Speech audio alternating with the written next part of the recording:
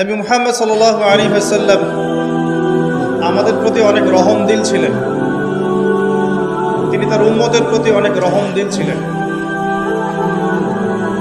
কিয়ামতের মাঠেও যখন প্রত্যেক ব্যক্তি নিজেকে নিয়ে ব্যস্ত থাকবে, ইয়া নাফসি বলতে থাকবে, তখন নবী সাল্লাল্লাহু আলাইহি ওয়াসাল্লাম বলতে থাকবেন, ইয়া উম্মতি, হে আল্লাহ আমার উম্মতকে হেফাজত করো, হে আল্লাহ আমার উম্মতকে হেফাজত করো। রাসূলুল্লাহ সাল্লাল্লাহু আলাইহি ওয়াসাল্লাম সেই সত্তা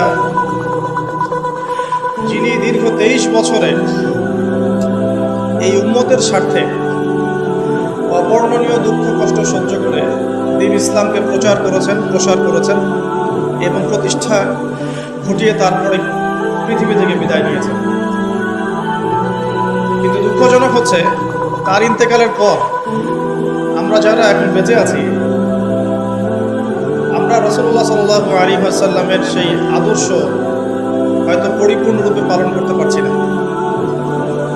যদি আমরা রাসূলুল্লাহ সাল্লাল্লাহু আলাইহি ওয়াসাল্লামের আদর্শ পরিপূর্ণরূপে পালন করতে পারতাম, তাহলে আমাদের সবার চেহারায় দাড়ি থাকা উচিত ছিল। আর আমি যদি আমার নিজের চেহারায়, নিজের লেবাসে, নিজের পোশাকে, নিজের পরিবারে, নিজের অর্থনীতির মধ্যে, নিজের সমাজে রাসূল সাল্লাল্লাহু আলাইহি ওয়াসাল্লামের আদর্শ প্রতিষ্ঠা করতে ব্যর্থ হই, তাহলে আমার দ্বারা রাসূলুল্লাহ সাল্লাল্লাহু আলাইহি ওয়াসাল্লামের দ্বীন পৃথিবীর বুকে প্রতিষ্ঠা করাটা সম্ভব না। আমার জানা মতে রাসূলুল্লাহ সাল্লাল্লাহু আলাইহি ওয়াসাল্লামের সুন্নত আদর্শগুলো পালন করলে মানবতার কোনো ক্ষতি হবে এমন কোনো দলিল আমার জানা নেই।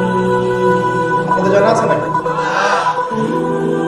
আপনি যদি দাড়িটা ছেড়ে দেন, আজকে থেকে শেভ করাটা বন্ধ করে দেন, আপনার শুধু পরকালের উপকার হবে এমনটা নয়, আপনার দুনিয়ার উপকার আছে।